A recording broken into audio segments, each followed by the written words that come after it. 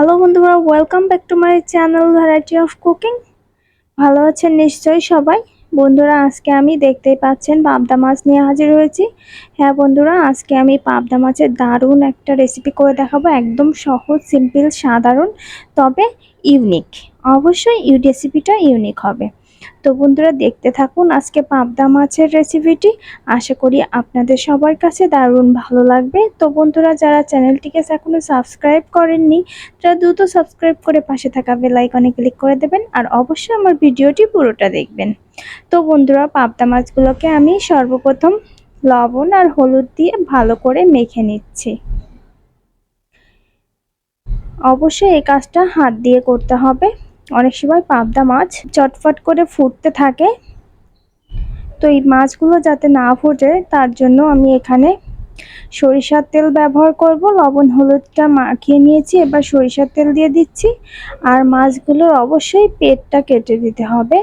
অনেক সময় দেখা যায় যে উপরে মাথার কাছ থেকে কেটে ভিতরে নাড়ি ভুঁড়িটা বের করে ফেলা হয়, পেটটা অনেক সময় কাটা হয় না, যার জন্য জোরে শব্দ আওয়াজ করে ফেটে ওঠে।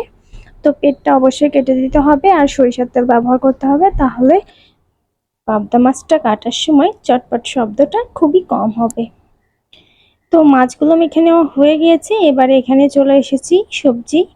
এখানে আমি দেখতেই পারছেন একটা বেগুনের অর্ধেকটা দিয়েছি, লম্বা লম্বা করে কেটেছি। একটা টমেটো দিয়েছি এখানে, আর কাঁচামরিচ।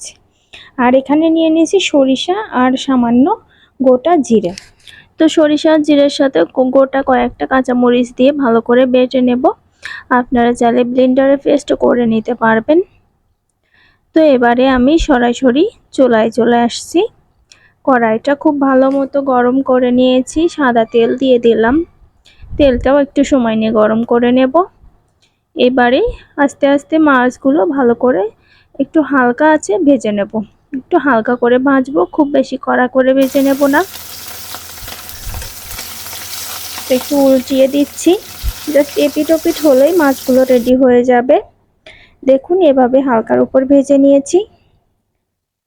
তো মাছগুলো উঠিয়ে নিলাম। বাকি যে মাছগুলো আছে সেম প্রসেসে ভেজে নেব। সরিষার তেল আর মাছের পেটটা কেটে দেওয়ার কারণে অনেকটাই কম হচ্ছে। তো সবার প্রথমে আমি কালো জিরে ফোড়ন দিয়ে দিলাম। এবারে দিয়ে দিলাম টমেটোটা। টমেটোটা একটু পাকা পাকা হলে ভালো হয়। তো টমেটোটা ভালো করে কালো জিরের সাথে ভেজে নিচ্ছি। একটু সিদ্ধ সিদ্ধ করে নিতে হবে, ভাজতে ভাজতে সিদ্ধ হয়ে যাবে। এখানে সামান্য লবণ অ্যাড করলাম। এখন খুব ভালো করে ভেজে নেব টমেটোটা। তো এবারে এখানে আমি দিয়ে দিচ্ছি সেই সরিষার পেস্টটা। সরিষা, কাঁচামরিচ আর সামান্য গোটা জিরে বেটে রেখেছি, সেই পেস্টটা দিয়ে দিলাম। এখন চুলার আঁচটা লোতে দিয়ে আমি খুব সুন্দর করে কষিয়ে নেব। হলুদ গুঁড়ো দিয়ে দিলাম। মশলার সাথে অবশ্যই হলুদ গুঁড়োটা দিতে হবে, তাহলে কালারটা সুন্দর আসে।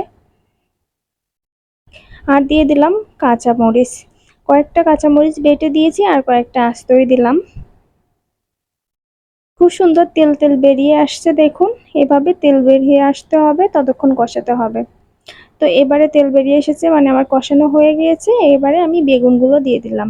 আমি কিন্তু বেগুনগুলো ভাজিনি, আস্ত কাঁচা বেগুনটাই আমি দিয়েছি। কাঁচা বেগুনগুলোই ভালো করে মশলার সাথে 1 মিনিট মতো কষিয়ে নেব। তো বন্ধুরা, এবারে ঝোলের জলটা দিয়ে দিচ্ছি। আমি ছোট বাটিরই 3 বাটি পরিমাণে জল দিয়েছি। আপনারা আপনাদের প্রয়োজন অনুসারে দিয়ে দেবেন, মাছ বা তরকারির পরিমাণ অনুসারে। তো একটু নেড়ে মিশিয়ে দিলাম।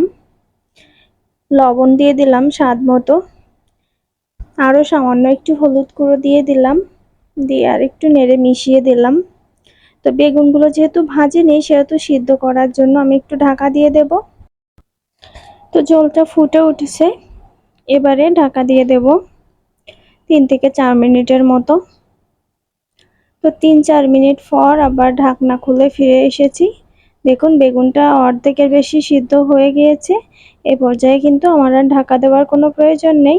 এবারে ভেজে রাখা মাছগুলো দিয়ে দেব। ঝোলটাও কমে গিয়েছে অনেকটা, আর বেগুনটাও সিদ্ধ হয়ে গিয়েছে, তাই মাছগুলো দিয়ে দিচ্ছি। আস্তে আস্তে দিয়ে দিতে হবে, যেহেতু পাবদা মাছ অনেকটা নরম হয়। তো এবারে একটু নেড়ে মিশিয়ে দেব।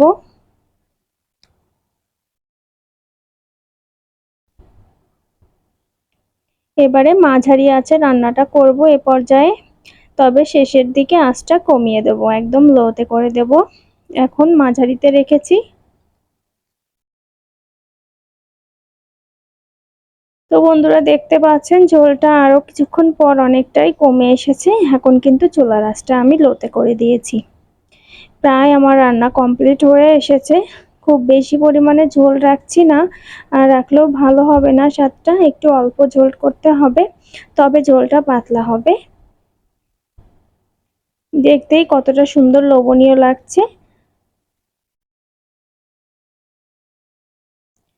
তো বন্ধুরা আমার রান্নাটা প্রায় শেষের পথে, আমি এ পর্যায়ে শেষই হয়ে গিয়েছে বলতে হয়। আমি এখন চুলাটা অফ করে দিচ্ছি, এরপর নামিয়ে পরিবেশন করে দেব। দেখুন কালারটা কত সুন্দর, খুব লোভনীয় হয়েছে, খেতে অসাধারণ সুন্দর হয়েছিল। একবার এই রেসিপিটা ট্রাই করলেই আপনারা বুঝতে পারবেন যে সত্যি অসাধারণ। তো বন্ধুরা আজকে কিন্তু তৈরি হয়ে গেল পাবদা মাছের ঝোল বেগুন দিয়ে। আশা করি রেসিপিটি আপনাদের সবার কাছে অনেক বেশি ভালো লেগেছে।